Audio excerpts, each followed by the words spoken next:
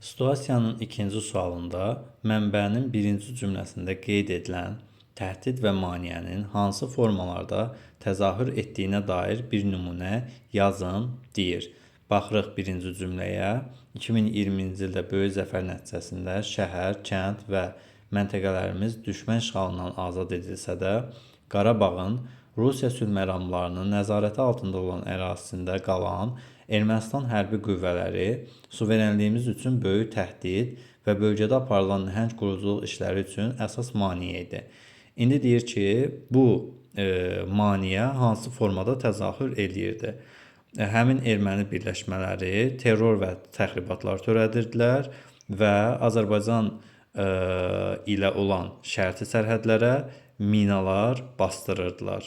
Yəni bu tipdə təxribatlar həyata keçirirdilər. Düzgün cavab belə olmalıdır.